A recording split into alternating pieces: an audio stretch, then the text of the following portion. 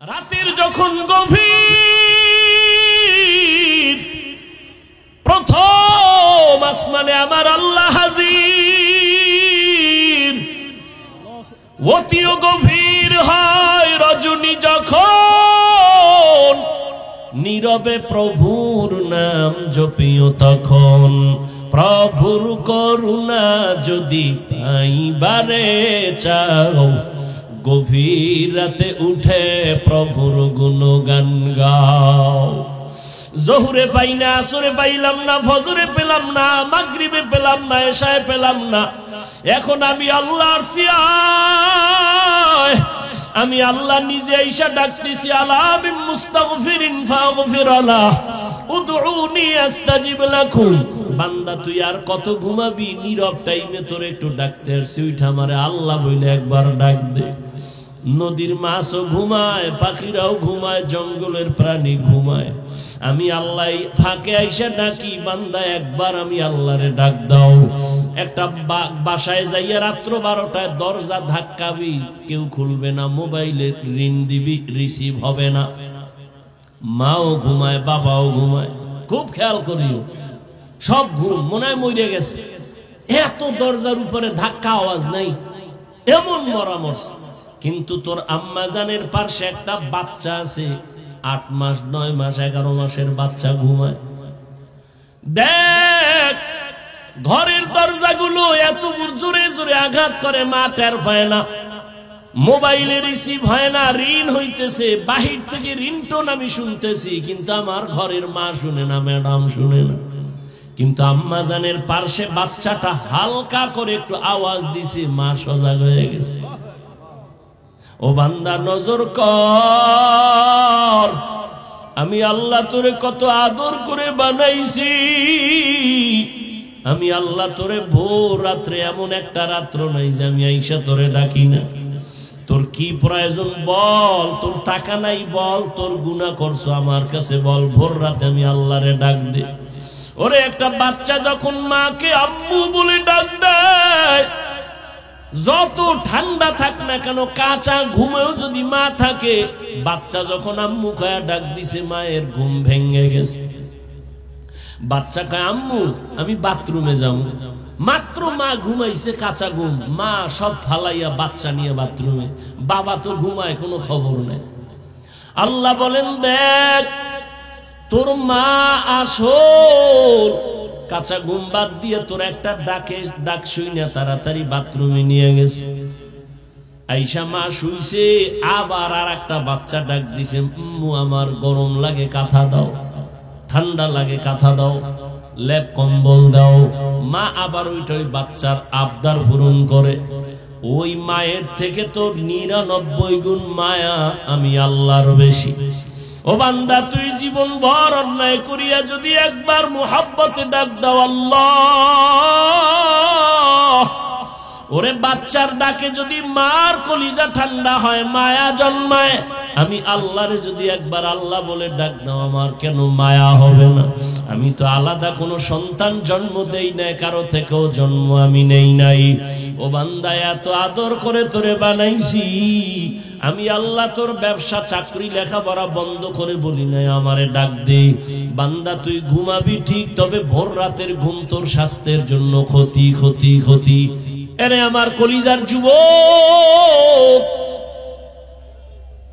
জীবনে তো কম গুনাহ করো নাই, বলো আর কত রাত তুমি ঘরের মধ্যে মোবাইলে কবিরা গুনাহ করলে তোমার মনের আশা মিটবে, তারপরে তওবা করবা।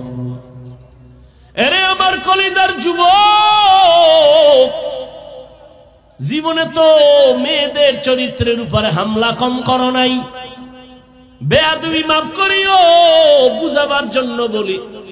আর কত মাইয়ার জীবনটার উপরে হামলা করার পরে তোর মনের আশা মিটবে, তারপরে তওবা করবি বল।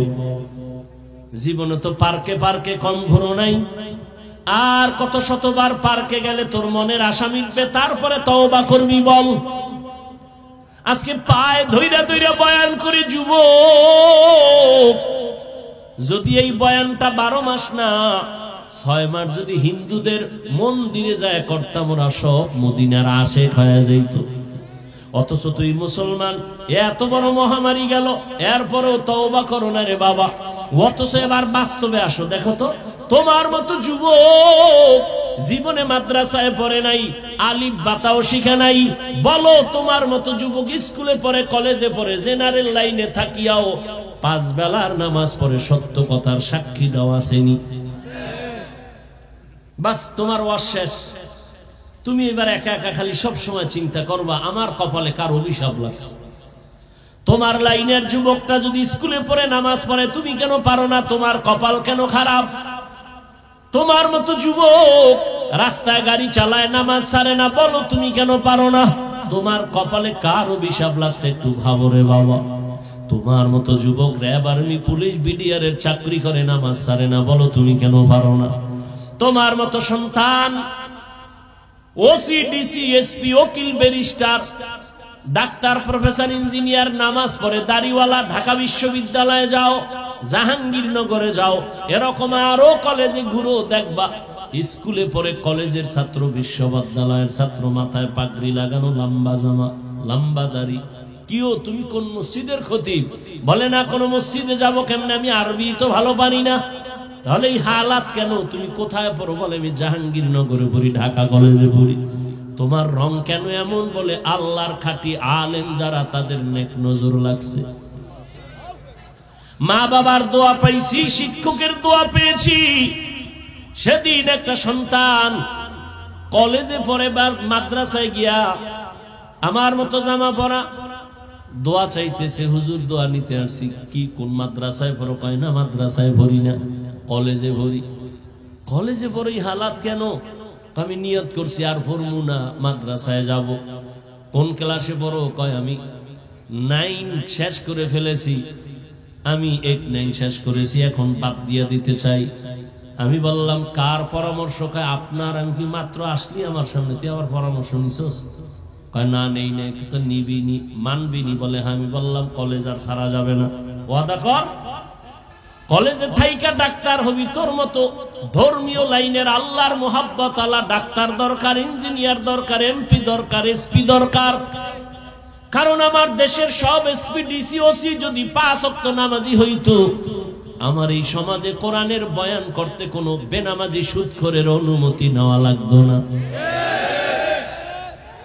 এরে নবীর আশিক উম্মতের দল, আজকে তুমি নাক টেনে ঘুমাও, দেশ স্বাধীন স্বাধীন বলিয়া এত চালাকি করিও না রে বাবা।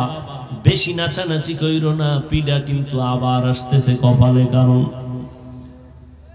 দেশ স্বাধীন যদি হইতো, চট্টগ্রামে আইনজীবীর গলায় ছুরি চালায় কেন? এই নিমো হারাম, ধান্দাবাজার, চান্দাবাজের গোষ্ঠী স্বাধীন স্বাধীন বলে স্লোগান দাও। কিসের স্বাধীন? মুসলমান স্বাধীন বলবে ওই দিন যেদিন ইসলামের স্বাধীন হবে।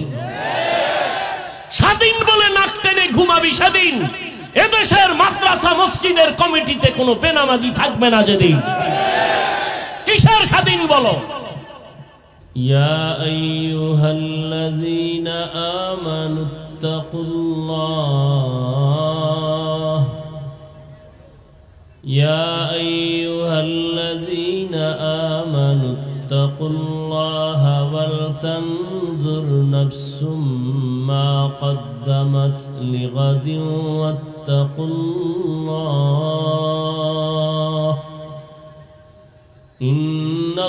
ইন্নাল্লাহা খাবীরুম বিমা তা'মালুন।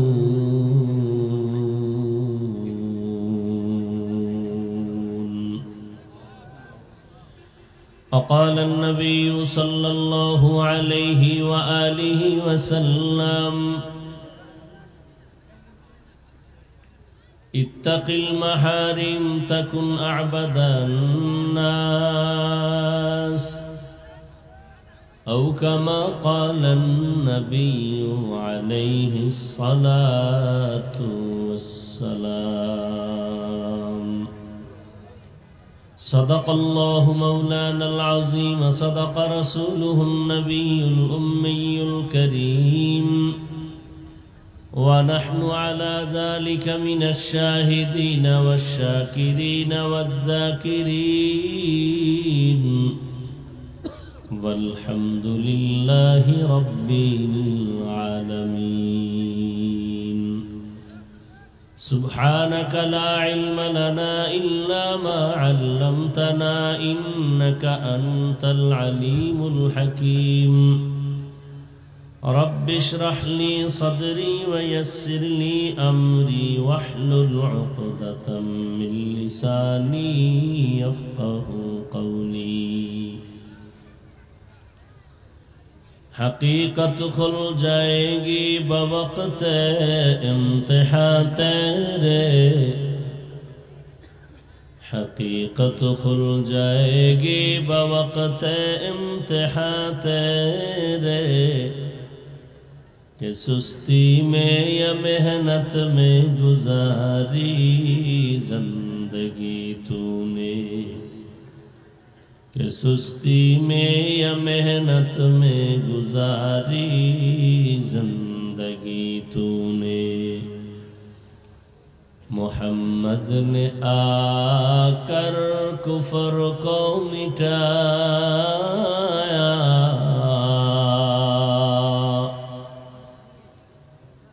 محمد نے آ کر کفر کو مٹایا،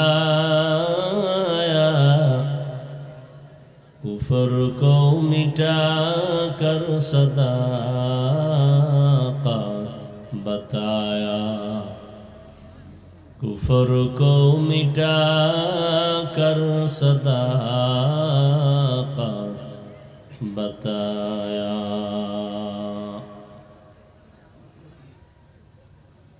দারুল কোরআন ইংলিশ ভার্সন মাদ্রাসা কর্তৃক আয়োজিত ইসলামী মহাসম্মেলন 30 ডিসেম্বর 2024। উপস্থিত মুহতারাম সম্মানিত সভাপতি হযরত উলামায়ে কেরাম, অত্র অঞ্চলের বিভিন্ন স্থান থেকে আগত আল্লাহ পাকের আশিকিন, জাকিরিন, শাকিরিন, মুহিব্বিন, মুরব্বিয়ান আযম, কলিজার টুকরা আমার সমবয়সী যুবক বন্ধুগণ, স্নেহের ছোট ভাই, পর্দার আড়ালে মা বোনেরা, আল্লাহ পাকের দরবারে শুকর যে আল্লাহ পাক আমাদেরকে কবুল করেছেন, সুস্থ রেখেছেন,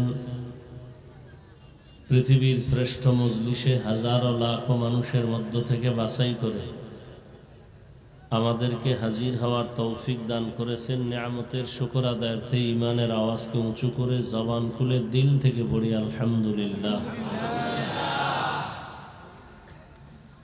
দরুদ ও সালাম সৈয়দুল মুরসালিন, রাহমাতুল লিল আলামিন, শফিউল মুজনিবিন, খাতামুন নবিয়্যিন, সৈয়দুস সাকালাইন, ইমামুল মুরসালিন হযরত মুহাম্মদুর রাসূলুল্লাহ, সবাই পড়েন সাল্লাল্লাহু আলাইহি ওয়া আলিহি ওয়া সাল্লামের উপর। নবীজির নামে দরুদ পড়লে লাভ না ক্ষতি? একবার পড়বেন সাল্লাল্লাহু আলাইহি ওয়া আলিহি ওয়া সাল্লাম, 3টা পুরস্কার পেয়ে যাবেন।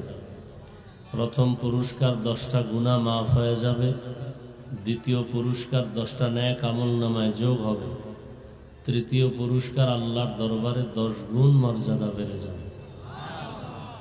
10টা গুনাহ যে মাফ করবেন, সে 10টা গুনাহ আল্লাহর নেক দ্বারা পরিবর্তন করে দিবেন। যাদের আয়োজনে আজকের এই প্রোগ্রাম, সময়, পরামর্শ, অর্থ দিয়ে দোয়া করে উপস্থিত হয়ে মাইক, লাইট, প্যান্ডেলের ব্যবস্থাপনার মাধ্যমে সহযোগিতা যারা করেছেন, প্রত্যেককেই আল্লাহ পাকের খেদমতের বরকতে দুনিয়াতে শান্তি, পরকালে চিরমুক্তির ব্যবস্থা করে দিন। হযরত উলামায়ে কেরাম আলোচনা করেছেন, আমার পরে আছে কেউ? আপনারা ধৈর্যের সাথে শ্রবণ করেছেন। উলামায়ে কেরামের কথাগুলো সহি তরিকায় সকলকে আমল করার তৌফিক দান করেন। আরো আস্তে করে বলেন আমিন।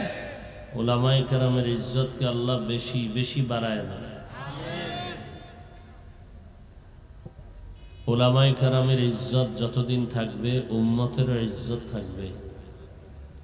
উলামায়ে কেরামের সম্মান যদি কমে যায়, উম্মতের সম্মানও কমে যাবে। যেমন কোনো বিবাহের অনুষ্ঠানে আসল যিনি বর হন সে যতটা সম্মান পায়, তার সাথী যাত্রীরাও সে সম্মান পায়। আর সে যেখানে অপমানিত হয়, তার যাত্রীরাও অপমানিত হয়। এ কথাগুলো এজন্য আমি বলতেছি যে কিয়ামত পর্যন্ত আর কোনোদিন এক মুহূর্তের জন্য নবী আসবেন না। আপনাদের এলাকায় আসেন, কিয়ামত পর্যন্ত নবী আর আসবেন না, সাহাবায়ে কেরাম আসবেন না, আউলিয়ায়ে কেরাম, আইম্মায়ে কেরাম কেউ আসবেন না। কিয়ামত পর্যন্ত এই জাতিকে সঠিক পথের সন্ধান দিবেন, দুনিয়াতে শান্তি, পরকালে মুক্তির পথ দেখাবেন একমাত্র উলামায়ে কেরাম। সমস্ত দুনিয়ার বিধর্মীদের এক কঠিন ষড়যন্ত্র। আমাদের কিছু অন্ধ মুসলমান এরা বুঝে না ষড়যন্ত্র কি, যে উলামায়ে কেরামের প্রতি যদি মানুষের ঘৃণা জমানো যায়, তাহলে মানুষ আর আলেমকে পছন্দ করবে না, তাদের পেছনে নামাজ পড়বে না, তাদের বয়ানও শুনবে না। তো ইসলাম বন্ধ করে দেওয়াও বলা লাগবে না, অটোমেটিক ইসলাম বন্ধ হয়ে যাবে, দ্বীনের আলো দুর্বল হয়ে যাবে। এ কারণে আলেমদের বদনাম ছড়ানো একটা আন্তর্জাতিকভাবে চক্রান্ত। মূলত আলেমের বিরোধিতা করা ইসলামকেই ছোট করা। এটা অনেকে না বুঝে উল্টা পাল্টা কথা বলে, মন্তব্য করে, লেখালেখি করে। দিন শেষে দেখেন মানুষ যারা একটু দিনের দিকে আকৃষ্ট বা বিধর্মী সবাই বলে দূর ইসলাম ভালো না, আলেমদের মধ্যে মিলতাল নাই, একে অপরের বিরুদ্ধে। সর্বশেষ দেখা যায় যে ইসলামের উপরে বদনাম চলে আসে। এই জন্য উলামায়ে কেরামের সম্মানের দোয়া করা, আল্লাহ তাদের ইজ্জতকে বেশি বেশি বাড়ায় দেয়। আমি আপনাদের দোয়া নেওয়ার পাশাপাশি সংক্ষেপ দু চারটি কথা বলার নিয়তে কোরআনে হাকিমের এক টুকরো আয়াতে কারিমা তিলাওয়াত করেছি, নবীজির হাদিস থেকে একটু হাদিস পড়েছি। ইখলাসুর রুহানিয়াতের সমন্বয়, সহি নিয়তে, সহি তরিকায়, সহি কিছু কথা বলার মতো, আপনাদেরকে শুনবার মতো দয়াময় আল্লাহ তৌফিক দান করেন। নামাজ যখন চলে তখন দেখলাম মাঠে মানুষ কম। নামাজের পরে এরা কইতো নাইল, এরা জিন না অন্য কিছু। নামাজ পড়ে নাই, কি বিড়ি টানতে গেছিল। আল্লাহ মজলিস কবুল করেন। ইয়া আইয়ুহাল্লাযীনা আমানুত্তাকুল্লাহা ওয়াল তানজুর নাফসুম মা কদ্দামাত লিগাদিন ওয়াত্তাকুল্লাহ। আল্লাহ বলেন, হে দুনিয়ার মুমিন, তোমরা আল্লাহকে ভয় করো, তাকওয়া অর্জন করো, এবং ভবিষ্যৎ তোমার একটা জিন্দেগি আছে, ওই জীবনের জন্য খেয়াল করো তুমি কি সঞ্চয় করেছো, কি অর্জন করেছো। ওয়াত্তাকুল্লাহ, আবার আল্লাহ বলেন আমাকে ভয় করো।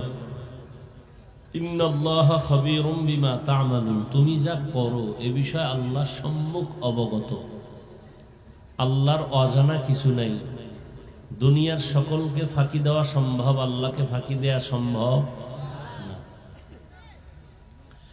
নবীজি বলেন, ইত্তাকিল মাহারিম তাকুন আবাদান নাস। আল্লাহর নিষিদ্ধ জিনিস থেকে নিজেকে বাঁচাও, তো মানুষের দরবারে আল্লাহ মর্যাদা বাড়ায় দিবেন। দুনিয়াতে আসছি, একদিন যেতে হবে। যাওয়ার কোন দিনটা আমার নির্দিষ্ট করা, আল্লাহ তা লিপিবদ্ধ করে এরপরে পাঠিয়েছেন। আসার পরে লেখেন নাই, লেখার পরে পাঠিয়েছেন। তো বিদায় হতেই হবে, চাইলেও থাকা যাবে না, যেতে হবেই। হিসাব দুইটা, কি রেখে যাব কি নিয়ে যাব। যদি কিছু রেখে যেতে চাই তাও দুনিয়াতে অর্জন করতে হবে, সাথে কিছু নিতে চাইলেও দুনিয়ার থেকে অর্জন করতে হবে। আর দুনিয়া মাজরাতুল আখিরাত, দুনিয়া হলো আখিরাতের ফসল কামাইয়ের জায়গা। দুনিয়া আল্লাহ কেন দিছেন? আখিরাতের কিছু সম্বল সঞ্চয় করার কাজের জন্য। মূলত দুনিয়া কোনো কাজের জন্য না, দুনিয়া আমাদের জন্য না।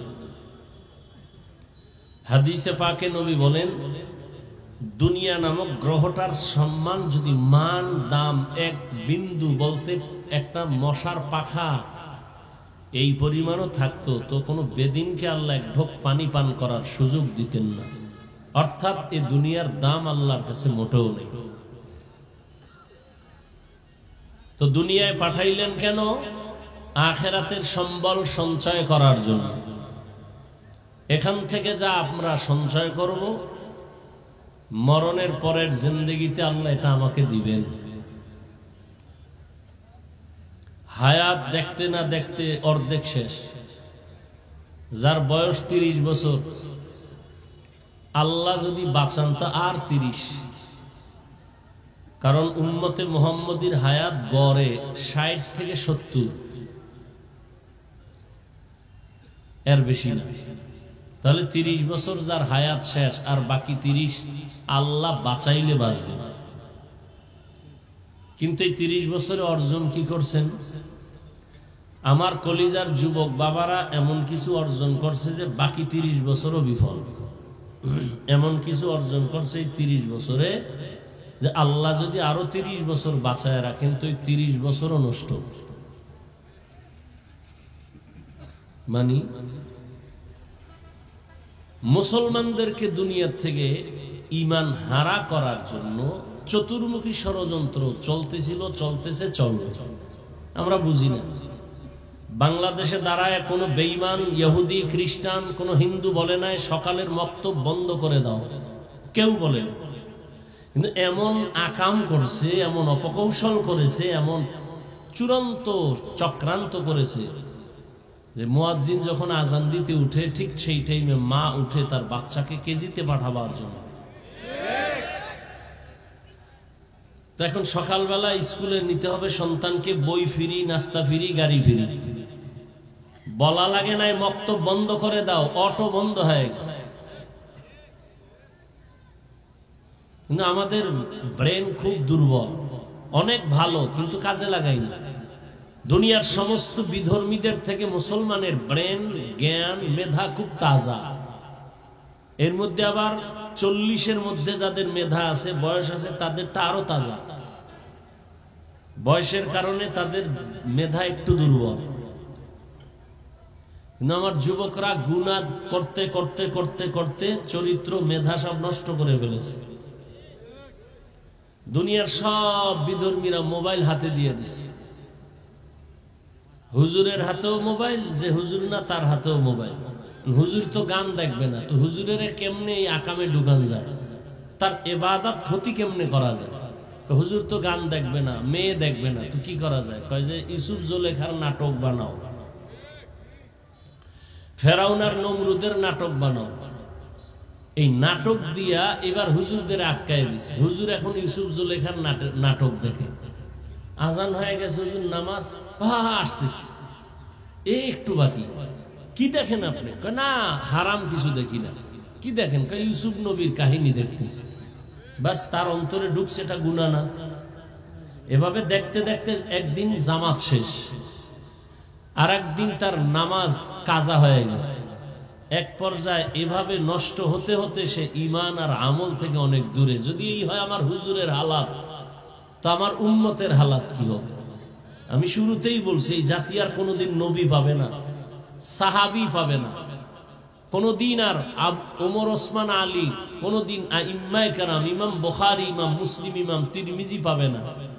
এই জাতি ইসলাম চিনবে, আল্লাহ চিনবে, জান্নাত চিনবে আলেম দিয়া। এই জন্য আলেমের উপরে টার্গেট, এদের সম্মান কমাও, এদেরকে বিতর্কিত বানাও। আল্লাহ হেদায়াত দান করুন। আর ক্যামেরা তো ওপেন করাই আছে। হ্যাঁ, একজনে হাত দিছে আমারে সালাম দেওয়ার জন্য, আমি লুঙ্গি পিনতেছি, ফট করে হাত দিয়ে ফেলাইছে। এমনকি আমি লুঙ্গি ছাইড়ে দিয়ে হাত বাড়ামু, সে তো হাত দিয়ে ফেলাইছে। আর একজনে ফাট করে ছবি তুলে ফেলাইছে। কি হইল? হুজুর এই ব্যক্তির সাথে মুসাফা করে নাই, অহংকারী। আমার এই বদনামটা ছড়াইল কে? কোনো হিন্দু, কোনো বেঈমান? আমার ভাই মুসলমান, সেই একটা আবেগে ছবি তুলে ছাইড়ে দিছে। বাস এবার ট্রল চলতেছে, আলেমদের বদনাম, আলেম ভালো না, অমুক হুজুর খারাপ, অমুক হুজুর খারাপ। এইভাবে দোষ খুঁজলে, গ্রামে একটা কথা বলে আমাদের, কম্বল বাঁচলে কিছুই থাকে না। এরকম দোষ ছাড়া আছে কে? বলেন তো আমার যুবক বাবারা, শিক্ষিতরা, দোষ ছাড়া কে আছে? এভাবে যদি একজন একজন আলেমের দোষ ধরেন তো ইসলাম আর কই? অমুক আলেম খারাপ, অমুক আলেম খারাপ, অমুক আলেম খারাপ, তার এই দোষ, তার এই দোষ। ওই আমি মাঝে মাঝে বলি, হিংসা কেমন জিনিস। বাড়ির পাশে প্রতিবেশীর ছেলে গরিব, কিন্তু ছেলের মেধা ভালো, পাশের ঘরওয়ালা বড় লোক, এর সহ্য হয় না। একজনে কয়, সাহেব অমুকের ছেলে তো এখন ক্লাস 8-এ উঠে গেছে, দূর বাদ দাও, ও জীবনে কাজে লাগবে না, ও লেখাপড়া কি করবো, পরীক্ষায় পাশ করতো না। উম্মা ফাইনাল পরীক্ষার রেজাল্ট যখন বের হয়ে গেছে, খবর পাইছে যে সে golden A plus. Sir golden A plus, বাদ দাও। গোল্ডেন পাইলে কি হবে? ওর জীবনে আর চাকরি হবে না। এক পর্যায়ে লেখাপড়া শেষ করে চাকরি হয়ে গেছে। স্যার চাকরি হয়ে গেছে, চাকরি থাকলে কি হবে? বেতন থাকবে না। শুনে না, বেতন হাই স্কেল, কিছুদিন পর কয় বেতন পাইলে কি হবে? বেশি দিন টিকবে না। এই হিংসার দাবানলে সব আমরা আটকায় গেছি। গীবত করতে করতে করতে করতে করতে করতে প্রত্যেকটা মানুষের মুখ দুর্গন্ধময় হয়ে গেছে। এই পরিমাণ দুর্গন্ধ যে মেসওয়াক কেন, ব্রাশ কেন, কোন মেডিসিনে আর মুখের দুর্গন্ধ যাবে না। কারণ গোশত খাইলে মুখে ব্রাশ করা লাগে না, তো গোশত খাইতেই গেছে, খাইতেই গেছে, খাইতেই গেছে, কোনদিন মুখ ধোয় না। অনবরত গোশত খায়। কির গোশত খায়? মরা ভাইয়ের গোশত খায়। জেন্দারটা খাইলে তুই তো মরাটা, মরা ভাইয়ের গোশত খায় বয়ে বয়া। নবীজি বলেন, এক সাহাবী বদনাম করতেছে, কয় আরে খেলাও দাও, যে দাঁত খুশে, কয় না ওইটা নিয়ে দাঁত খুশো কেন? কয় গোশত ঢুকছে দাঁতে। কয় ইয়া রাসূলুল্লাহ, আমি 1 মাস হয়েছে গোশতের লগে দেখা নাই, মাত্র গোশত খাইলা? বলে ইয়া রাসূলুল্লাহ, তার মানে? বলে এই যে তুমি অমুকের বদনাম বললা, আল্লাহর কোরআন মরা ভাইয়ের গোশত খাওয়ার সমতুল্য, খেলাল করো। আল্লাহর রাসূল বলছেন গীবত এটা জিনা করার থেকেও মারাত্মক। ইয়া আইয়ুহাল্লাযীনা আমানু ইজতানিবু কাসীরাম মিনাজ-যন ইন্না বা'যাজ-যন্নি ইসমুন ওয়া লা তাজাসসু ওয়া লা ইয়াগতাব বা'যুকুম বা'যা আইয়ুহিব্বু আহাদুকুম আন ইয়াকুলা লাহমা আখিহি মাইতান ফাকারিহতুমুহু ওয়াত্তাকুল্লাহ ইন্নাল্লাহা তাওয়াবুর রহিম।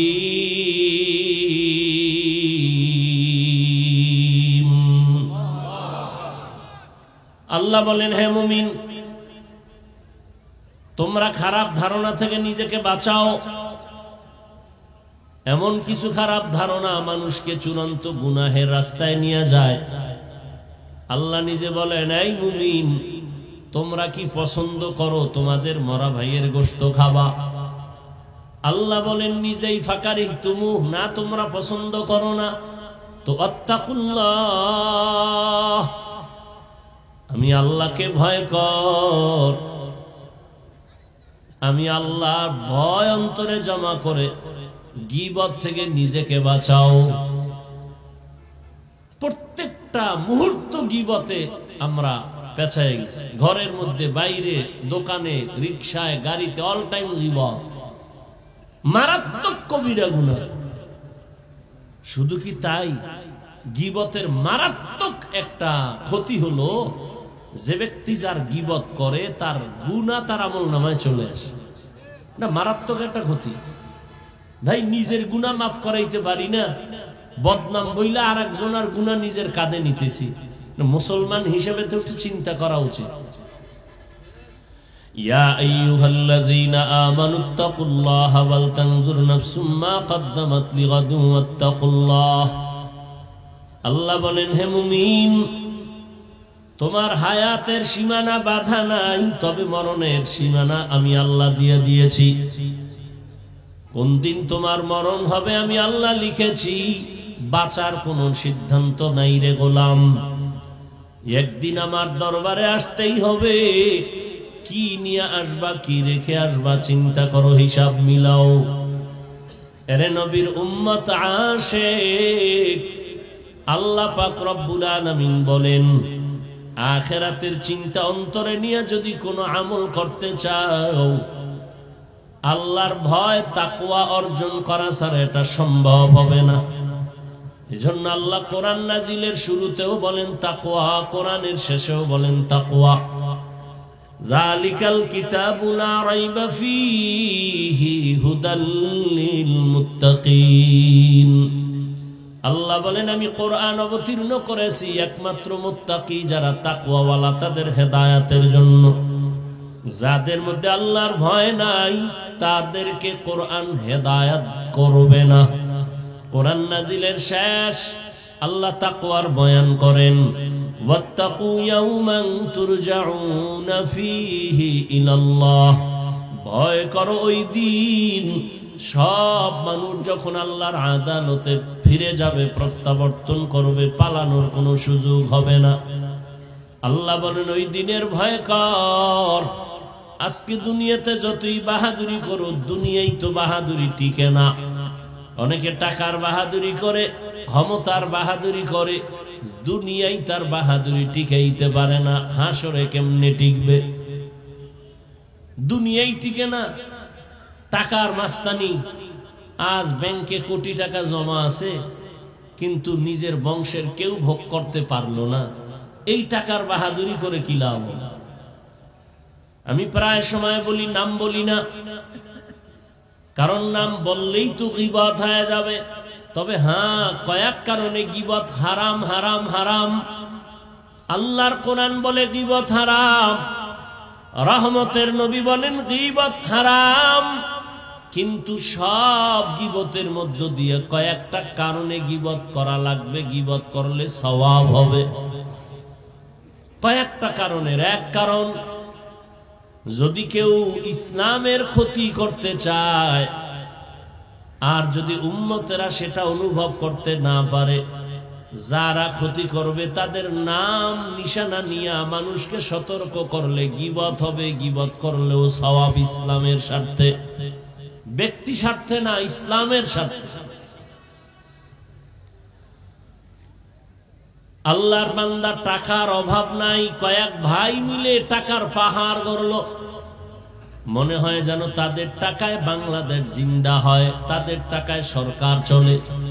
কিন্তু কপাল বড় খারাপ, এত টাকাওয়ালা কয়েক ভাই এমন অন্যায়ের রাস্তায় চলে গেল। মা কয়েকদিন আগে মারা গেছে, এক ভাইও মায়ের জানাজায় উপস্থিত হতে পারে নাই। এই টাকা, এই বাহাদুরি করে কি লাভ হবে? যে মায়ের জানাজায় যেতে পারলো না, কেন? চাইলে পারতো, যায় না কেন? যে জানাজায় গেলে মায়ের খাইবো, ভিডা খাইবো। এই পরিমাণ তাদের চরিত্র ভালো। আল্লাহ হেদায়েত দান করুন। এরে আল্লাহর আশিক, আল্লাহ তাআলা দুনিয়া আমাদের পাঠাইছেন আখিরাতের সম্বল সঞ্চয় করো। দুনিয়া নামক গ্রহটার কোনো মূল্য নাই।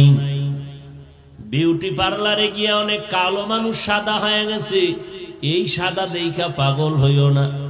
অনেক কালো মানুষও সাদা হইয়া বিবাহের সিঁড়িতে বসে। বোকা অনেকে বুঝে না, কিছুক্ষণ পর চেহারায় রৌদ্র লাগে, পানি লাগে, আর সাদা থাকে না, সুন্দর থাকে না। দুনিয়া নামক এই সুন্দর বিউটি পার্লারের মতোই দেখা যায়। চক্ষু দুইটা বন্ধ হয়ে যাবে, তোমার আমার আপন যারা, তোমার আমার নিজের গায়ের জামা কাপড় খুলিয়া রেখে 3টা সাদা কাফনের প্যাকেট বানায় কবরে পৌঁছায় দিবে। এতদিন আমার ডানে বামে কত ভক্ত, কত আপন, একটু যদি মরিয়া যাই জীবনে কেউ আর নাম নিবে না, মোবাইলের নাম্বার থাকলেও তা ডিলিট করে ফেলবে। আজকে আমি বলি আমার ঘড়ি, আমি মইরা গেলে ঘড়িটা আর একজনের হাতে দিয়ে বলবে এটা আমার। আমার মোবাইল একজনে টেলিফোন করবে, হাফিজ ভাই কোথায়, আমি মইরা গেছি জানে নাই, আর একজনে টেলিফোন ধইরা বলবে কারে দিছো, কয় হাফিজ, কয় হাফিজের মোবাইল নেটা আমার মোবাইল। তাহলে আমার আমার যাই বলো কিছুই তো কিন্তু তোমার আমার না।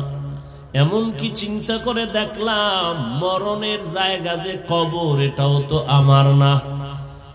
এরে আল্লাহর গোলাম, দুনিয়ায় তোমার কাজ একটা, আখিরাতের বাজার করো। দুপুর বেলা ঘরের মধ্যে মেহমান আসবে, খানা খাইবা, কি পাক হবে? ম্যাডাম বলে তাড়াতাড়ি কোম্পানিগঞ্জ বাজারে যাও, মাধবপুরে যাও, কসবা যাও, বাজার করে নিয়ে আসো, দুপুরে মেহমান আসবে। আপনি বাজারে চলে গেলেন, বাজারে গিয়া ইলিশ মাছ কিনলেন, রুই মাছ কিনলেন, গুড়া মাছ কিনলেন, অনেক তরি তরকারি কিনিয়া বাসায় দিলেন, রান্না হয়ে গেল। এবার খাইতে বসিয়া যদি বলেন আমি ইলিশ খাবো না, রুই খাবো না, আমারে রূপ চাঁদা দাও, বিবি বলবে তুমি কিনিয়া যা আনছো তাই দিতে পারবো। 1000 বার চাইয়া ঝগড়া করতে পারবা, রূপচাঁদা মাছ আমি তোমাকে দিতে পারবো না, কারণ তুমি আনো নাই, চাইলেও দেওয়া সম্ভব না। বাজারে গেছো বান্দা, বাজারে গিয়ে যদি তুমি বাজার যাই করে ঘরে নাও, খানার বেলায় দুপুরে তাই পাইবা। এই দুনিয়াতে তুমি যে কাজ করবা, পরকাল জীবনে তুমি তাই পাইবা। দুনিয়াতে নামাজ আপন বানাও, কবরে হাসরে পলসিরাতে নামাজ তোমাকে সহায় হয়ে কাজ করবে। দুনিয়াতে আল্লাহর কোরআন তেলাওয়াতকে আপন বানাও, কবর পরকাল জিন্দেগি হাসর নাসরে তোমার কোরআন সহযোগিতা করবে। ক্বালা রাসূলুল্লাহ সাল্লাল্লাহু আলাইহি ওয়া আলিহি ওয়াসাল্লাম, ইযা উযিআল মাইয়িতু ফি কবরিহি জাআল কুরআনু ইনদা রাসিহি ওয়াস-সালাতু আন ইয়ামিনিহি ওয়াস-সিয়ামু আন শিমালিহি ওয়াসাইরুল হাসানাতি ইনদা রিজলাইহি। নবী বলেন মানুষ যখন মরে যায় কবরে রাখে 4 জিনিস, 4 দিক থেকে তার সহযোগিতায় দাঁড়ায়। মাথার কিনারায় দাঁড়ায় কোরআন, ডান পার্শ্বে নামাজ, বাম পার্শ্বে থাকে তার সহযোগিতার জন্য রোজা, পায়ের কিনারায় থাকবে নেক আমল। ফেরেশতা আসবে প্রশ্ন করার জন্য, নিষেধ করা হবে আসবে না। কে নিষেধ করছো? বলে আমি এই বান্দার প্রিয় বন্ধু কোরআনুল কারীম। ডান পার্শ্বে যাবে আসবা না, কে নিষেধ করছো? বলে আমি তার নামাজ। বাম পার্শ্বে যাবে আসবা না, কে নিষেধ করলা? বলে আমি এই বান্দার বন্ধু রোজা। পায়ের কিনারায় যাবে বলবে আসবা না, কে? বলে যাবতীয় নেক আমল, মেসওয়াকের আমল, দস্তরখানের আমল। আল্লাহর নবী বলেন ওই কবর তখন বান্দার জন্য জান্নাতের বিছানার ব্যবস্থা হয়ে যাবে। ও আল্লাহর বান্দারা, অনেকে তো কবরের আযাব বিশ্বাস করে না, শুধু করেই না, আযাব নাই বলিয়া বহু বয়ান ইউটিউবে ছাড়তেছে পর্ব আকারে। কবরে কোনো আযাব হবে না। চরমনাইর সৈয়দ ইসহাক রহমাতুল্লাহ আলাইহি তিনি বলতেন, বাবা কবরে যদি আযাব না হয় ধন্যবাদ, আমিও পেরেশান মুক্ত, তুমিও পেরেশান মুক্ত, কোনো টেনশন নেই। কিন্তু কবরে আযাব হবে তে সন্দেহ নাই, বহু দলিল। হবে না তোমার কথা মেনে নিলাম। যদি কবরে কোনো আযাব না হয়, আমি টুপিওয়ালারও কোনো চিন্তা নাই, তুমি গাঞ্জাখোরেরও কোনো চিন্তা নাই। কিন্তু কবরে গিয়া যদি দেখো নামাজ না পড়ার কারণে আযাব হয়, বলো বাবা সেই দিন তোমার উপায় কি হবে, আমার উপায় কি হবে? আর আযাব হওয়ার তো দলিল প্রমাণ অভাব নাই। রহমতের নবী হাঁটতেছেন, পেছনে সাহাবায়ে কেরাম হাঁটতেছেন। হঠাৎ নবী দাঁড়ায় বলেন, ও সাহাবায়ে কেরাম দাঁড়াও, ওই যে কবর দেখো, কবরের মধ্যে আযাব চলতেছে। তাড়াতাড়ি আমরা একটু দোয়া করে দেই, কবরের আযাব যেন মাফ হয়ে যায়। নবী দোয়া করলেন, এরপরে কবরের আযাব মাফ হয়ে গেল। আমাদের জাতি ভাইদের মধ্যে একদল প্রশ্ন করেই ফেলবে, হাফিজ ভাই ধন্যবাদ আপনাকে, আজকে নবী কবরের আযাব দেখে দোয়া করলেন, তাহলে আপনারা কেন নবীরে গাইবের মালিক মানেন না? নবী যদি গাইব নাই জানে, কবরের আযাব দেখলেন কিভাবে? প্রশ্নকারীরা আছে না, এ নিয়ে কিলাকিলি করবে তো নামাজ পড়বে। তুমি নামাজ নাই, রোজা নাই, হালাল হারামের ভেদাভেদ নাই, তোমার এই সমস্ত বিষয় নিয়ে তর্ক করার তো কোনো সুযোগই নাই, অধিকারই নাই। একটা মুসলমানের সবথেকে বড় পরিচয় নামাজ। নবী বলেন, বাইনাল আবদি ওয়া বাইনাল কুফরি তারকুস সালাহ। বেঈমান আর মুমিনের ব্যবধান হলো নামাজ। বেঈমান নামাজ পড়ে না, মুমিনেরা নামাজ ছাড়ে না। আল্লাহ বলেন, বান্দা দুনিয়াতে তোরে পাঠাইলাম, আখিরাতের সম্বল অর্জন কর। তোর দুনিয়াতে চলার জন্য যা প্রয়োজন সব আমি আল্লাহ অগ্রিম আয়োজন করে দিলাম। দুনিয়াতে চলতে তোর পানির প্রয়োজন, আমি আল্লাহ ফ্রি দিয়ে দিলাম, কোনো বিল লাগবে না। দোকান থেকে এক বোতল মাম কিনতে যাও, আধা লিটার 15 টাকা 20 টাকা তোমার টাকা দিতে হবে। আমার আল্লাহর দেওয়া পানি কি পরিমাণ ফ্রি ভোগ করেছো, কয় টাকা বিল দিয়েছো? ও বান্দা, আল্লাহ বলেন, দুনিয়াতে চলতে তোমার প্রয়োজন আলো, আমি আল্লাহ সূর্য দিয়া চাঁদ দিয়া ফ্রি ভাবে তোমার আলো সার্ভিস দিয়ে দিলাম, কোনো বিল চাই নাই। দুনিয়াতে চলতে তোমার বাতাসের প্রয়োজন, আমি ফ্রি করে দিলাম, কোনো বিল লাগবে না। ও বান্দা, তোমার চলার জন্য রাস্তার প্রয়োজন দিলাম, খানার প্রয়োজন তাও আয়োজন করলাম। আমি আল্লাহ গর্তের পিপিলিকেরও খানা দেই, নদীর মাছেরও খানা আমি দেই, উড়ন্ত পাখির খানা দেই, জঙ্গলের প্রাণীর খানাও আমি দেই। বান্দা, তোর খানা কেন আমি দিব না?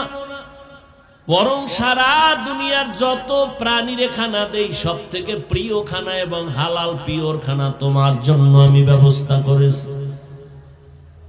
মানুষের খানা এত সুস্বাদু, এত পিওর এবং কাবার করে দিয়েছেন যেন নষ্ট না হয়।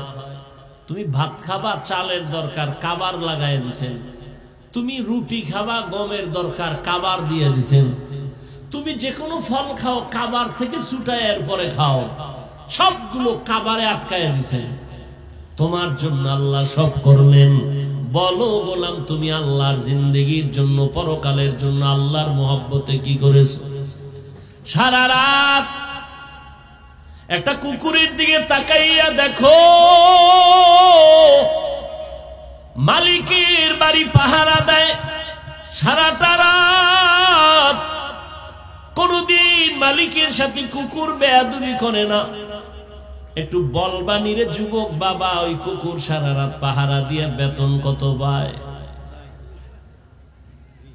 1 টাকাও বেতন নাই, বরং লাথি আর গালাগালি পায়। আজও পর্যন্ত কোনো প্রমাণ কেউ দিতে পারবে না যে কুকুর মালিকের সাথে বেয়াদবি করেছে। নতুন মেহমান আসছে বাসায়, কুকুর চিনে না, ঘেউ ঘেউ করে আওয়াজ দিছে, মালিক কয় আমার মেহমান থাম। কুকুর ঠান্ডা হয়ে গেল। মালিকের লাথি আর গালি খাইয়াও কুকুর মালিকের সাথে বেয়াদবি করে না। আর তুমি একজন আশরাফুল মখলুক মানুষ, আমার মালিক আমার আল্লাহ, ওই মালিক থেকে তুমি কি পাও নাই? সব তুমি পেয়েছো। আল্লাহর দেয়া পানি তোমার বাবায় দেয় নাই, আল্লাহর দেয়া সূর্যের আলো, চাঁদের আলো, জমিনের ফসল খাও, গাছের ফল খাও, আমার আল্লাহর দেওয়া তোমার বাবা দেয় নাই। রাতের বেলা ঘুমাইয়া যাও, ঘুমের মানুষ তো মরা, ঘুমের সময় তো মরার দোয়াই ভরে মানুষ। আল্লাহুম্মা বিসমিকা আমুতু, ও আল্লাহ তোমার নামে আমি মরতেছি, তোমার নামে মরে যাইতেছি। এমন মরা মরছে, চোর ঢুইকা সব লয়ে গেছে, টের পায় না কি পরিমাণ মরা মরলো। এমন কি মহিলার কানের অলংকার খুইলা নিয়ে গেছে, টের পায় না। আল্লাহ কয় এই মরাতে তোরে যদি আমি আর না উঠাই তোর বাবা আর উঠাতে পারবে না। মহামারী করোনার ভেতরে কত প্রাণ আমি নিয়ে গেলাম, করোনার বাতাস কিন্তু তোর গায়েও লাগছে রে যুবক। আমি আল্লাহ তোকে নিয়ে যেতে পারতাম, আমি তোর জীবনটা বোনাস দিয়ে দিলাম, তওবা করে সঠিক পথে চল। মহামারী করোনা আমি আল্লাহ তোরে নেই নাই, তোর আপন কত বন্ধুরে নিয়ে নিলাম। ডেঙ্গুতে তোর কত আপন চলে গেল, আমি তোকে নেই নাই। একই গাড়িতে বসে আছো, অ্যাক্সিডেন্ট হয়ে গেছে, 10 জন মরে গেছে, তোরে নেই নাই। এরে বান্দা, ছাত্র জনতার বৈষম্য বিরোধী আন্দোলনে কত তাজা তাজা প্রাণ চলে গেল, আমি আল্লাহ তোরেও নিয়ে যাইতে পারতাম, আমি তোরে নেই নাই। কয়দিন আর বাহাদুরি করবি? আমার দেওয়া নিয়ামত দিলাম সব তোমার জন্য। ও বান্দা, আখিরাতের সম্বল সঞ্চয় করে নাও। হায়াতটা শেষ হয়ে গেলে আর তোমার ডানে বামে কাউকে পাইবা না। ও আল্লাহর গোলাম, আল্লাহ পাক এ কথা তোমাকে বলে না যে তুমি ব্যবসা ছাড়ো, চাকরি ছাড়ো, তুমি 24 ঘন্টা আল্লাহর হুকুম মতো জিকির করো। আল্লাহ আইন করেন নাই, বরং আল্লাহ কত দয়াময়। 24 ঘন্টার প্যাকেট বানায় আমি রাত আর দিনকে মানুষের দিয়ে দিলাম, এর বাইরে কেউ চলার উপায় নাই। তবে এই 24টা ঘন্টার থেকে 22 ঘন্টা সময় তোমার ব্যক্তি কাজে দিয়ে দিলাম, যাও এই 24 ঘন্টার 22 ঘন্টা তুমি ব্যবসা করো, চাকরি করো, লেখাপড়া করো, পার্সোনাল কাজে ব্যয় করো। থাকলো কয় ঘন্টা? মাত্র 2 ঘন্টা সময়। এটা তুমি আল্লাহর মহব্বতে আখিরাতের তোমার কল্যাণে আখিরাতের জন্য তুমি রিজার্ভ করে দাও। তাও একত্রে না। যদি বলতাম একটানা 2 ঘন্টা তেলাওয়াত করতে হবে, বান্দা তোর কষ্ট হতো। আমি যদি বলতাম 1-2 ঘন্টা একসাথে নামাজে দাঁড়াতে হবে, তোমার কষ্ট হতো। আমি আল্লাহ 22 ঘন্টা তো আলাদা দিয়েই দিলাম, বাকি যে 2 ঘন্টা এটা আমার জন্য না, তোমার কল্যাণে আখিরাতের অ্যাকাউন্টে জমা রাখবা। তাও একত্রে না, ভাগ করে দিছি, যাতে তোমার ব্যবসার ক্ষতি না হয়, চাকরির ক্ষতি না হয়, লেখাপড়ার ক্ষতি না হয়। বলে তা কেমনে? ফজরের 4 রাকাত নামাজে 20 মিনিট দাও, এরপরে তুমি আবার দোকানে চলে যাও, দীর্ঘ টাইম দোকানদারি আর অফিস করে আবার জোহরের 10 রাকাত নামাজে তুমি আবার 20 মিনিট দিয়ে আবার দোকানে যাও, অফিসে যাও। তোমার ব্যক্তিকা শেষ, আবার এক ফাঁকে আইসা 20 মিনিট দিয়ে আসরের 4 রাকাত নামাজ পড়ে আবার দোকানে যাও। আবার মাগরিবের 5 রাকাত নামাজে 20 মিনিট দিয়া চলে যাও দোকানে, অফিসে, ব্যক্তিগত কাজে। আবার কিছুক্ষণ পরে 9 রাকাত নামাজে সার সময় 20 মিনিট সময় দিয়া বাসায় যাও। বাসায় যাইয়া মা বাবা, পরিবার, সন্তানের হক আদায় করে ঘুমিয়ে পড়ো। আবার ঘুম থেকে উঠা 4 রাকাত নামাজে 20 মিনিট সময় দাও। তাহলে 20 মিনিট কইরা সময় দিয়ে তোমার যেন চাকরিরও ক্ষতি না হয়, ব্যবসার ক্ষতি না হয়, লেখাপড়ার ক্ষতি না হয়। এইভাবে আমি আল্লাহ তোরে দয়া কইরা ভাগ করে দিলাম। তোর ব্যবসারও বন্ধ করতে বলি নাই, চাকরিরও ক্ষতি করি নাই। ফাঁকে ফাঁকে গিয়া 20 মিনিট 20 মিনিট 20 মিনিট 20 মিনিট সময় দিয়া নামাজ পড়বি। আমি আল্লাহ মুয়াজ্জিনের দিয়া ডাকতেছি, তাড়াতাড়ি আয়, আসসালাতু খায়রুম মিনান নাওম। ও বান্দা, তোর ব্যবসায় পাগল হইয়া দুনিয়ায় এমন মজা পাইছো, ফজরের হাজিরায় তোরে মসজিদে পাওয়া যায় নাই। আমি আল্লাহ রাগ করিয়া খানা বন্ধ করি নাই, বাতাস বন্ধ করি নাই, সূর্যের আলো বন্ধ করে দেই নাই। তুই দরওয়াজা জানালা বন্ধ করে সারাটা রাত একটা মোবাইল হাতে নিয়ে কবিরা গুনাহ, কবিরা গুনাহ, কবিরা গুনাহ দেখে দেখে রাত কাটাইছো। আল্লাহর দেওয়া রাতের ঘুম ছিল তোর শরীরের জন্য মহা ঔষধ।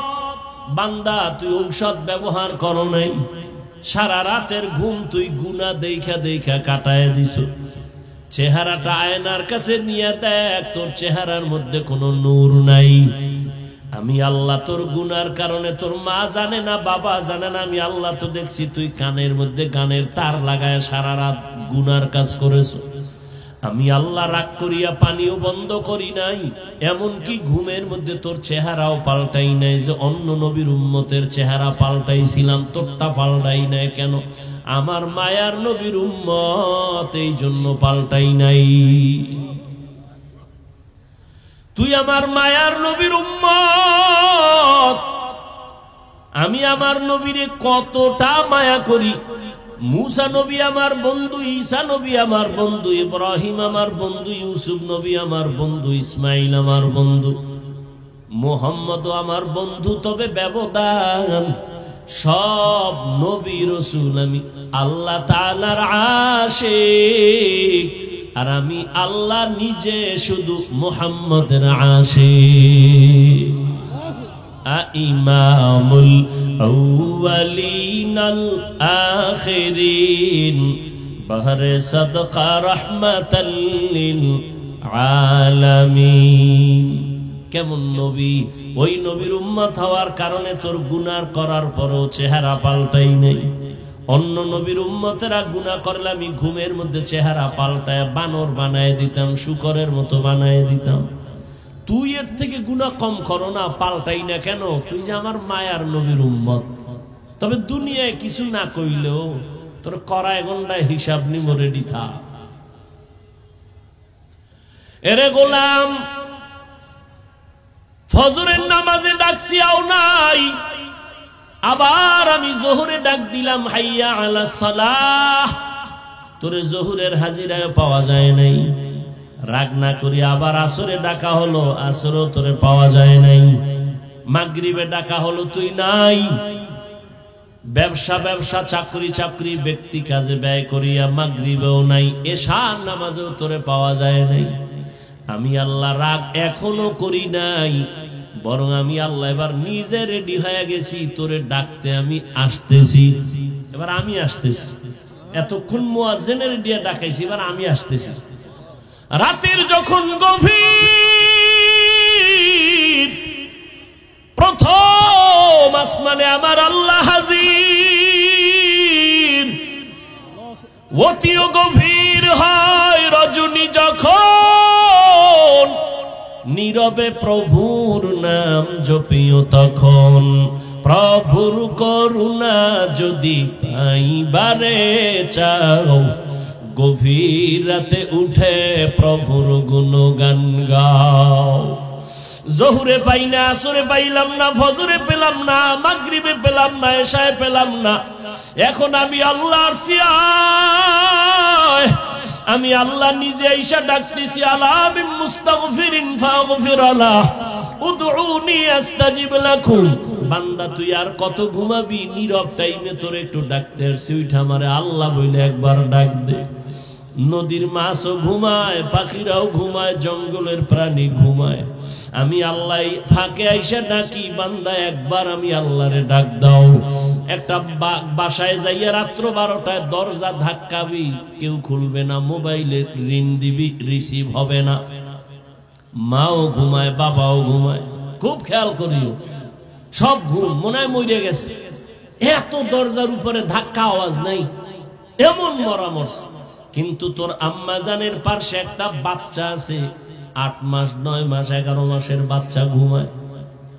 দেখ ঘরের দরজাগুলো এত জোরে জোরে আঘাত করে, মা টের পায় না, মোবাইলে রিসিভ হয় না, রিং হইতেছে, বাহির থেকে রিংটোন আমি শুনতেছি, কিন্তু আমার ঘরের মা শুনে না, ম্যাডাম শুনে না।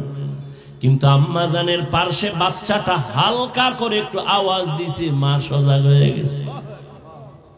ও বান্দা নজর কর, আমি আল্লাহ তোরে কত আদর করে বানাইছি।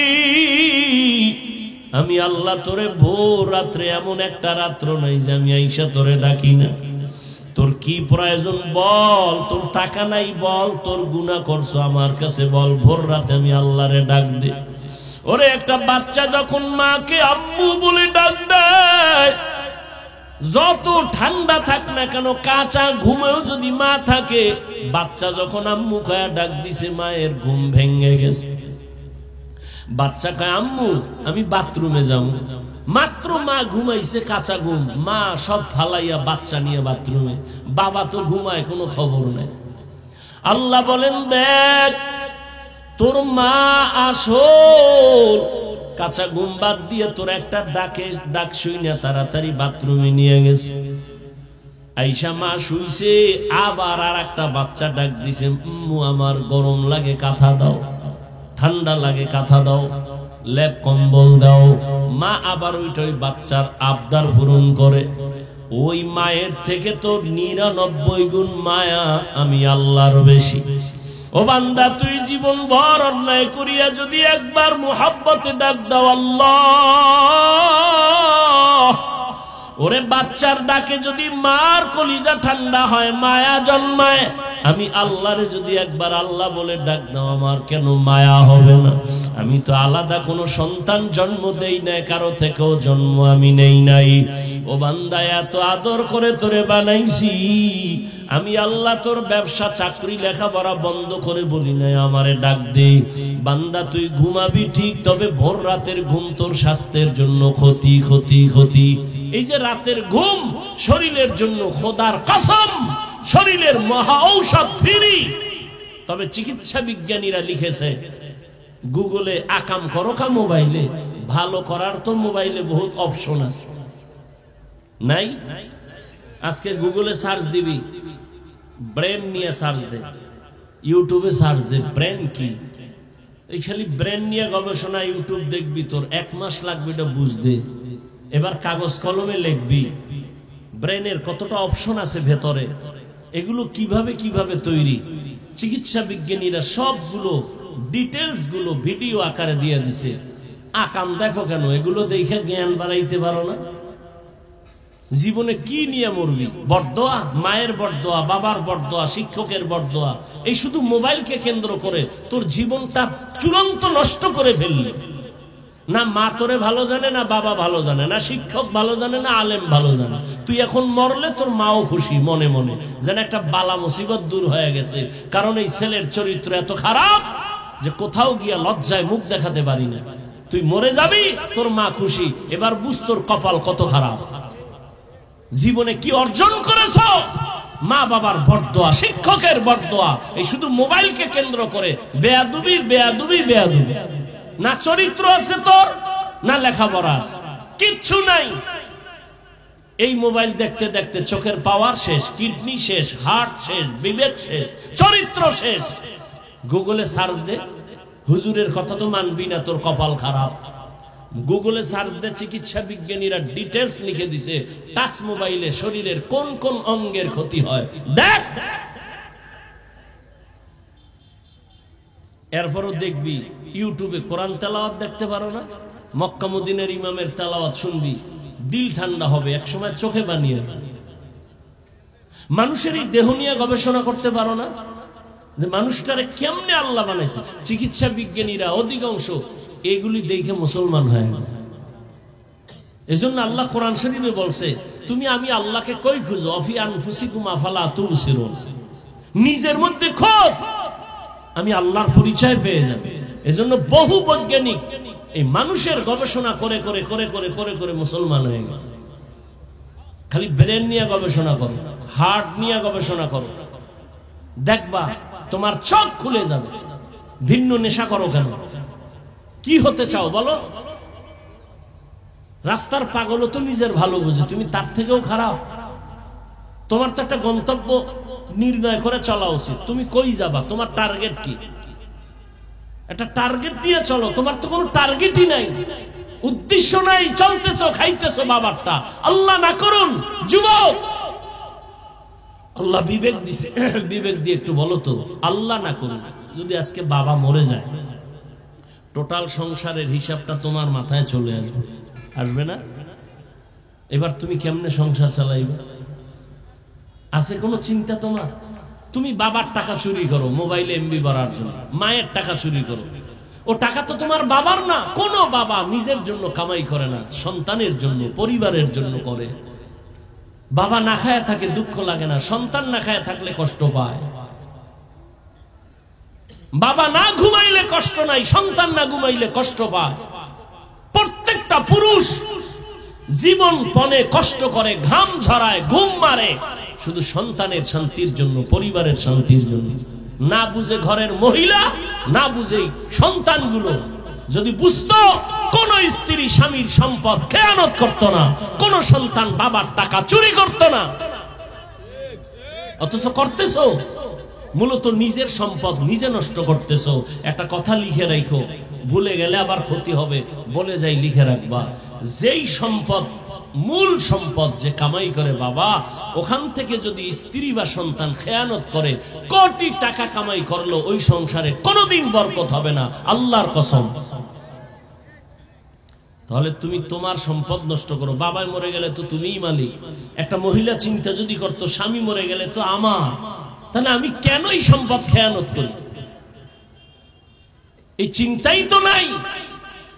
গুনাহের পথে সম্পদ ব্যয় করে নিঃস্ব হয়ে যায় সন্তান, খবর নেই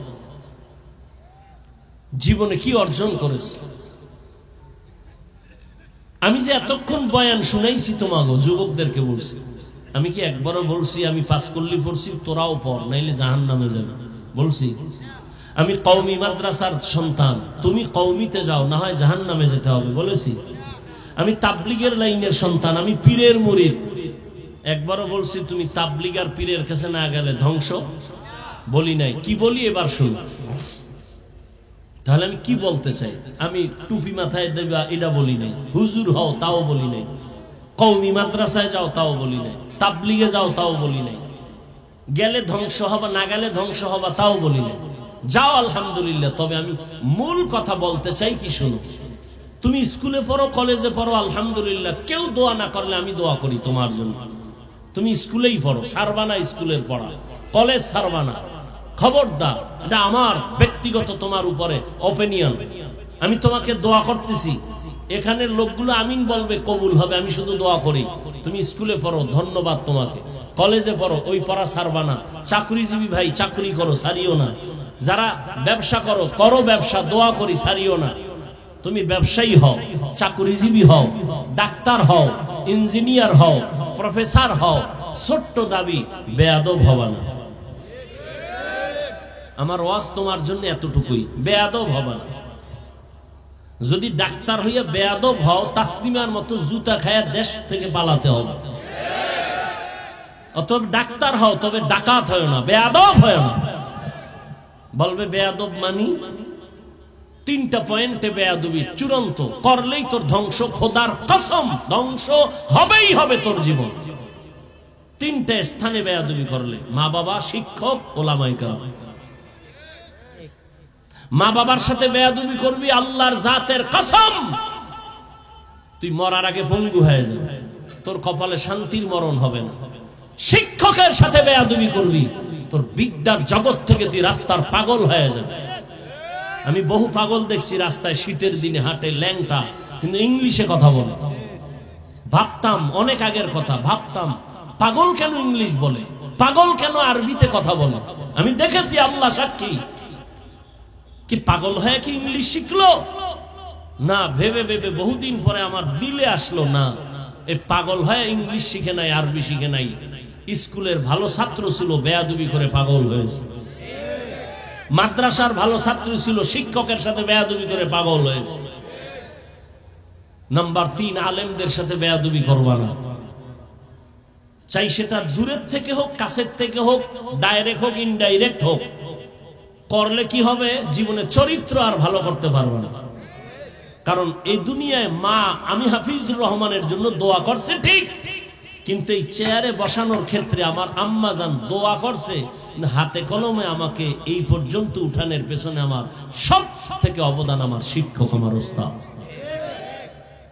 আমাদের বরিশালের গ্রামে কয়, মা বাপ বানায় সন্তানের ভূত, শিক্ষক বানায় পুত। অর্থাৎ সন্তান মানুষ বানায়। তো যেই শিক্ষক তোমাকে শিক্ষিত বানালো, সায়েন্স শিখাইলো, দস্তকাত শিখাইলো, বাংলা কথা বলা শিখাইলো, ইংলিশ শিখাইলো, আরবি শিখাইলো, সে তোমার কাছে আজকে খারাপ হয়ে গেল একটা মোবাইলের কারণে। ডাক্তার হও, আদোবালা ডাক্তার হও, ইঞ্জিনিয়ার হও, আদর্শবান ইঞ্জিনিয়ার হও, জীবন ধন্য হয়ে যাবে। কবি নজরুলের ইতিহাস পড়ো। তোমার মতো সারা রাত মোবাইলে যদি আকাম করত, কোনদিন কবি নজরুল হতে পারত না। তুমি কি হতে চাও? সারা রাত মোবাইলে গুনাহ করে কি হতে চাও? এরে আমার কলিজার যুবক, জীবনে তো কম গুনাহ করো নাই, বলো আর কত রাত তুমি ঘরের মধ্যে মোবাইলে কবিরা গুনাহ করলে তোমার মনের আশা মিটবে, তারপরে তওবা করবা। এরে আমার কলিজার যুবক, জীবনে তো মেয়েদের চরিত্রের উপরে হামলা কম করো নাই। বেয়াদবি মাফ করিও, বুঝাবার জন্য বলি। আর কত মাইয়ার জীবনটার উপরে হামলা করার পরে তোর মনের আশা মিটবে, তারপরে তওবা করবি বল। জীবনে তো পার্কে পার্কে কম ঘুরো নাই। আর কত শতবার পার্কে গেলে তোর মনের আশা মিটবে, তারপরে তওবা করবি বল। আজকে পায়ে ধইরা ধইরা বয়ান করে যুবক, যদি এই বয়ানটা 12 মাস না 6 মাস যদি হিন্দুদের মন্দিরে যায় করতাম, ওরা সব মদিনার আশেক হয়ে যাইত। অথচ তুই মুসলমান, এত বড় মহামারী গেল, এরপরেও তওবা করো না রে বাবা। অথচ এবার বাস্তবে আসো, দেখো তো তোমার মতো যুবক জীবনে মাদ্রাসায় পড়ে নাই, আলিফ বাতাও শিখে নাই। বলো তোমার মতো যুবক স্কুলে পড়ে, কলেজে পড়ে, জেনারেল লাইনে থাকিয়াও 5 বেলার নামাজ পড়ে, সত্য কথার সাক্ষী দেওয়া শ্রেণী। বাস তোমার ওয়াজ শেষ। তুমি এবার একা একা খালি সব সময় চিন্তা করবা আমার কপালে কার অভিশাপ লাগছে। তোমার লাইনের যুবকটা যদি স্কুলে পড়ে নামাজ পড়ে, তুমি কেন পারো না? তোমার কপাল কেন খারাপ? তোমার মতো যুবক রাস্তায় গাড়ি চালায়, নামাজ ছাড়ে না, বলো তুমি কেন পারো না? তোমার কপালে কার অভিশাপ লাগছে একটু ভাবো রে বাবা। তোমার মতো যুবক র্যাব, আর্মি, পুলিশ, বিডিআর এর চাকরি করে, নামাজ ছাড়ে না, বলো তুমি কেন পারো না? তোমার মতো সন্তান ওসি, ডিসি, এসপি, উকিল, ব্যারিস্টার, ডাক্তার, প্রফেসর, ইঞ্জিনিয়ার, নামাজ পড়ে, দাড়িওয়ালা, ঢাকা বিশ্ববিদ্যালয়ে যাও, জাহাঙ্গীরনগরে যাও, এরকম আরো কলেজে ঘুরো, দেখবা স্কুলে পড়ে কলেজের ছাত্র, বিশ্ববিদ্যালয়ের ছাত্র, মাথায় পাগড়ি লাগানো, লম্বা জামা, লম্বা দাড়ি। কিও তুমি কোন মসজিদের খতিব? বলে না কোন মসজিদে যাব কেমনে, আমি আরবি তো ভালো পারি না। তাহলে এই হালাত কেন? তুমি কোথায় পড়ো? বলে আমি জাহাঙ্গীরনগরে পড়ি, ঢাকা কলেজে পড়ি। তোমার রং কেন এমন? বলে আল্লাহর খাঁটি আলেম যারা, তাদের নেক নজর লাগছে। মা বাবার দোয়া পাইছি, শিক্ষকের দোয়া পেয়েছি। সেদিন একটা সন্তান কলেজে পড়ে বা মাদ্রাসায় গিয়া আমার মতো জামা পরা দোয়া চাইতেছে, হুজুর দোয়া নিতে আসছি। কি কোন মাদ্রাসায় পড়ো? কয় না মাদ্রাসায় ভরি না, কলেজে ভরি। কলেজে পড়ে হালাত কেন? আমি নিয়ত করছি আর পড়বো না, মাদ্রাসায় যাব। কোন ক্লাসে পড়ো? কয় আমি 9 শেষ করে ফেলেছি, আমি 8, 9 শেষ করেছি, এখন বাদ দিয়ে দিতে চাই। আমি বললাম কার পরামর্শ? কয় আপনার। আমি কি মাত্র আসলি আমার সামনে, তুই আমার পরামর্শ নিছস? কয় না নেই নেই, তো নিবিনি, মানবিনি। বলে হ্যাঁ। আমি বললাম কলেজ আর ছাড়া যাবে না, ওয়াদা কর। কলেজে থাইকা ডাক্তার হবি, তোর মতো ধর্মীয় লাইনের আল্লাহর মোহাব্বত আলা ডাক্তার দরকার, ইঞ্জিনিয়ার দরকার, এমপি দরকার, এসপি দরকার। কারণ আমার দেশের সব এসপি, ডিসি, ওসি যদি 5 ওয়াক্ত নামাজি হইতো, আমার এই সমাজে কোরআনের বয়ান করতে কোনো বেনামাজি সুদখোরের অনুমতি নেওয়া লাগতো না। এরে নবীর আশিক উম্মতের দল, আজকে তুমি নাক টেনে ঘুমাও দেশ স্বাধীন স্বাধীন বলিয়া। এত চালাকি করিও না রে বাবা, বেশি নাচানাচি কইরো না, পিডা কিন্তু আবার আসতেছে কপালে। কারণ দেশ স্বাধীন যদি হইতো, চট্টগ্রামে আইনজীবীর গলায় ছুরি চালায় কেন? এই নিমক হারাম, ধান্দাবাজার, চান্দাবাজের গোষ্ঠী স্বাধীন স্বাধীন বলে স্লোগান দাও। কিসের স্বাধীন? মুসলমান স্বাধীন বলবে ওই দিন যেদিন ইসলামের স্বাধীন হবে। স্বাধীন বলে নাক টেনে ঘুমাবি সেদিন এদেশের মাদ্রাসা মসজিদের কমিটিতে কোনো বেনামাজি থাকবে না যেদিন। কিসের স্বাধীন বলো? শিয়ালের হাতে মুরগি দিয়া আমানত নিছো 3 দিনের, শিয়াল কোনদিন মুরগি দিবে? শিয়ালের হাতে মুরগি আমানত রাখা যেমন বোকামি, ধর্মের চাবি সুদখোর বেনামাজির হাতে দেওয়া তেমন বোকামি। দিছে কারা? জিব্রাইল। এই সুদখোর বেনামাজির হাতে ধর্মের চাবি দিছে কে? জিব্রাইল। কে দিয়েছে? আমরা কইতে লজ্জা লাগে, ভোটের আগের রাত্রে পচা পায়খানা খাইছো টাকার নামে, লজ্জা লাগে নাই? বাথরুমে গিয়ে 10 গ্রাম তাজা পায়খানা খাইতা, হালাল সাবান দিয়ে কুলি করতা, গন্ধ শেষ। কিন্তু প্রার্থীর থেকে যে টাকা খাইছো, ও জাহান্নামের আগুন দিয়ে কুলি করা লাগবে না, গন্ধ যাবে না। স্বাধীন স্বাধীন বলো না, কিসের স্বাধীন? আমি চরমনের মাঠে বলেছি, কাফনের কাপড় রেডি রাখ, আবার আন্দোলন করতে হবে। মুসলমানের আন্দোলন একবার না, জালেমের বিরুদ্ধে আন্দোলন করতে হবে বারবার। কোন জালেমকে ছাড় দেওয়া হবে না। ওলামায়ে কেরাম ক্ষমতা চায় না, এই জাতির মুক্তি চায়। তোমরা ক্ষমতায় থাকো, কিন্তু জুলুম করলে আবার আন্দোলন হবে। ওলামায়ে কেরামের মতো তোমার আপন বন্ধু কেউ নাই, সব চান্দাবাজ আর ধান্দাবাজ। একমাত্র নিঃস্বার্থ তোমার বন্ধু ওলামায়ে কেরাম, আর কেউ না। ছাত্র জনতার বৈষম্য বিরোধী আন্দোলনের সফলতার চাঁদ উঠছে ওই সময় যখন আলেম ওলামা মাঠে নামছে ছাত্র নিয়ে। এর আগে সফলতার চাঁদ উঠে নাই। কিন্তু এত সুন্দর বিজয় হওয়ার পরে কোন আলেম বলছে আমাকে ক্ষমতায় নাও? কেউ উপদেষ্টা জানার দরকার নাই, জুলুম করলে খবর আছে, আবার আন্দোলন হবে। আল্লাহ হেদায়েত দান করুন। চান্দাবাজি ধান্দাবাজি করবে আর বলবে ইসলামে রাজনীতি নাই। রাজনীতি নাই এরকম কোন ইসলাম দুনিয়ায় নেই। তুমি ইসলামটারে খাটো করো কেন? ইসলাম কমপ্লিট। পৃথিবীতে তোমার জীবনের প্রত্যেকটা পরতে পরতে ইসলামের দিক নির্দেশনা আছে। তুমি পরিবার কেমনে চালাইবা, নবীর আদর্শ সেখানে নাই। আঙ্গুলের নখগুলো কেমনে কাটবা, চুল কেমনে রাখবা, কেমনে কাটবা, জুতা কেমনে পরবা, সেখানেও নবীর আদর্শ। নবী নিজে রাষ্ট্র চালায় দেখাইলেন, আবু বকর রাষ্ট্র চালাইলেন, ওমর ওসমান আলী রাষ্ট্র চালাইলেন, সুলাইমান নবী গোটা দুনিয়া চালাইছেন। এ ঘটনা কোরআনে নাই? ইউসুফ নবী মিশরের অর্থমন্ত্রী ছিল, কোরআনে নাই? কেন বলো কোরআনে রাজনীতি নাই? হ্যাঁ, তোমার পচা রাজনীতি নেই। মানুষ জবাই করো, বাড়ি ঘরে আগুন জ্বালাও, এগুলো ইসলামে নাই। ইসলামে আছে মালিক যেই প্লেটে খাবে, গোলাম ওই একই প্লেটে খাবে।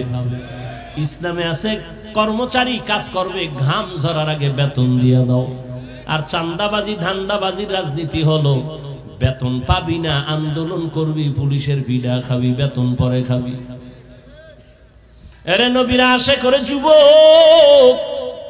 এই জন্য আমি বারবার বলি, আমার সমাজের যুবক যদি লাইনে চলে আসো, গোটা দুনিয়াটা লাইনে চলে আসবে। যুবকের পাওয়ার দেখো নাই? 5 তারিখ কথা কয় না? যুবকের পাওয়ার আছে, তবে এই পাওয়ারটা কামিয়াব হবে না যদি উলামায়ে কেরামের নেক নজর না থাকে। তোমার মেধা দিয়া গোটা দুনিয়া আলোকিত করে নাও, চরিত্র সুন্দর করে আগাও। মনটাকে বুঝাই, ওরে মন আমার কপাল কেন এত খারাপ? আমার মতো যুবক স্কুল কলেজে পড়ে, চাকরি করে, ব্যবসা করে, যদি 5 বেলার নামাজ পড়তে পারে, আমি কেন পারি না? আমার কপাল কেন খারাপ? ও আল্লাহর বান্দারা, তোমার মতো যুবক রাস্তায় গাড়ি চালায়, শ্রমিকের কাজ করে, নামাজ ছাড়ে না, বলো তুমি কেন পারো না? ও পর্দার আড়ালের আম্মা জানেরা, এতক্ষণ আপনাদের সন্তানদের যত বয়ান শুনাইলাম, এগুলো বাস্তবায়নের জন্য আপনার দোয়া লাগবে, অবদান লাগবে। মা বাবার অবদান ছাড়া এগুলো কোনোদিন বাস্তবায়ন সম্ভব না। এ দুনিয়ায় যত ভালো ভালো সন্তান আসছে, সব হলো মায়ের দোয়ার কারণে। গাছ ভালো হলে তো ফল ভালো হবে, মায়ের আদর্শ ভালো হলেই তো সন্তান ভালো হবে। খাজা মঈনুদ্দিন চিশতি আজমিরি রহমাতুল্লাহ আলাইহি মদিনাতুল মুনাওয়ারা থেকে ভারতে আসেন কালেমার দাওয়াত নিয়ে। আজমিরে এখন তার মাজার পড়ে আছে। খাজা মঈনুদ্দিনের হাতে ভারতের জমিনে লক্ষ লক্ষ বলে কত, কেউ বলে 90, কেউ বলে 99 লক্ষ বিধর্মী কালেমা পড়েছে। মঈনুদ্দিনের দিলটা খুশি, মায়ের সামনে খুব আনন্দিত হাসতেছে। আম্মা জান বলে মঈনুদ্দিন এত আনন্দ কেন? বলে মা, লক্ষ লক্ষ বিধর্মী আমার হাতে কালেমা পড়েছে। আম্মা জান কয় মঈনুদ্দিন এটা তোর বাহাদুরি না, আমি মায়ের অবদান। খাজা মঈনুদ্দিন চিশতি আজমিরি কয় মা কি তোমার অবদান? মা 2 ফোঁটা চোখের পানি ছেড়ে বলে রে বাবা, তুই যেদিন আমার গর্বে আসছো, আমি মা ওই দিন থেকে জায়নামাজে সারা রাত কাটাইছি। রাতের গভীরে সিজদায় পড়ে কান্না করেছি আর বলেছি, হে মালিক, আমার সন্তানটাকে তোমার ওলি বানাইয়া পাঠাইও। শুধু তাই না, তুই যখন দুনিয়াতে আসছ আমি তোরে যতদিন দুধ পান করাইছি, আমি মা আল্লাহর কসম করে বলি 1 ফোঁটা দুধও তোর মুখে বিনা ওযুতে দেই নাই। যেই মা বাচ্চাকে বিনা ওযুতে দুধ পান করায় না, ওই সন্তান ভালো হবে না। তুমি গাঞ্জাখোর কি ভালো হবে? আরে আম্মা জান, আপনারা তো খাজা মঈনুদ্দিনের মায়ের মতোই তো দামি মা, আপনারা তো সাহাবায়ে কেরামদের মায়ের মতো মা, আপনারা তো আয়েশা রাদিয়াল্লাহু আনহার মতো দামি নারী, ফাতেমা রাদিয়াল্লাহু আনহার মতো দামি নারী, খাদিজা রাদিয়াল্লাহু আনহার মতো দামি নারী। আরে আম্মা জান, কেন পারেন না আপনারা পর্দা করে স্বামীর মাল হেফাজত করবেন? এই অঞ্চলে আপনার মতো বহু মহিলা আছে, খবর নেন, 5 ওয়াক্ত নামাজ পড়ে, বেপরদায় চলে না, মোবাইলে চরিত্র বিক্রি করে না, স্বামীর মালের খেয়ানত করে না, সন্তানগুলো দিনের পথে চালানোর জন্য চেষ্টা চালায়। মা আপনি কেন পারবেন না? কয়দিন আর দুনিয়ায় থাকবেন? ভালো একটা আদর্শ ডাক্তার ও সন্তান যদি রেখে যান, ওই সন্তান আদর্শবান বানায় যাবেন। ডাক্তারি করবে, ফাঁকে ফাঁকে কোরআন তেলাওয়াত করবে, নামাজ পড়ে মায়ের জন্য দোয়া করবে। আরে আম্মা জান, অনুরোধ করে বলি, আপনার সন্তানকে ডাক্তার বানাবেন, ইঞ্জিনিয়ার, প্রফেসর বানাবেন, বেয়াদব বানাবেন না। সন্তানের আচরণে কোনোদিন যেন মা বাবা কষ্ট না পায়, আপনার সন্তানের ব্যবহারে কোনোদিন শিক্ষকেরা যেন কষ্ট না পায়, আপনার সন্তানের আচরণে কখনো যেন আলেম ওলামা কষ্ট না পায়। ও আমার যুবক, এখনো সময় আছে, তওবা করে নাও।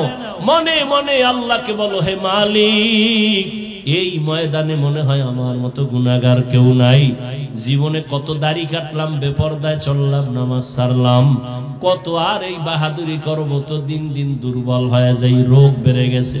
কোন দিন যেন মরণ আসবে, আল্লাহ তওবার নিয়ত করতেছি, আর নামাজ ছাড়বো না, দাড়ি কাটবো না, বেপরদায় চলবো না।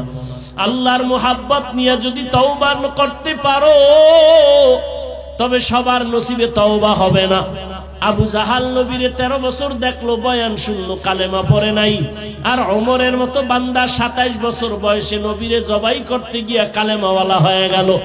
ঠিক এই জমিন আবু জাহালের মতো কিছু নিমক হারাম, হাজারো বয়ান শুনবে, তারপরও তওবা করবে না।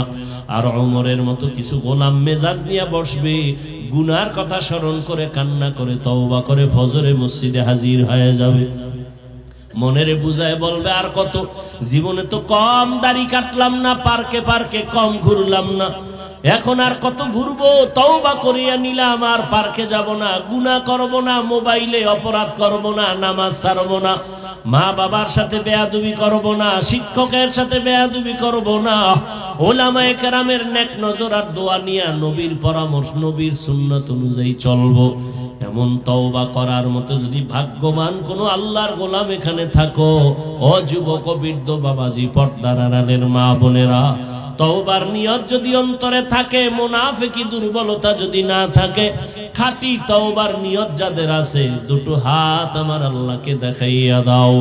আয় আল্লাহ, হাতগুলো কবুল করে নেন, তওবা কবুল করে নেন, তওবার উপরে মজবুত হইয়া চলার মতো তৌফিক দান করেন, আমিন। আলহামদুলিল্লাহি রাব্বিল আলামিন, ওয়াসসালাতু ওয়াসসালামু আলা সাইয়্যিদিল আমবিয়া ওয়াল মুরসালিন ওয়া আলা আলিহি ওয়া আসহাবিহি আজমাইন, ইয়া আরহামার রাহিমিন, ইয়া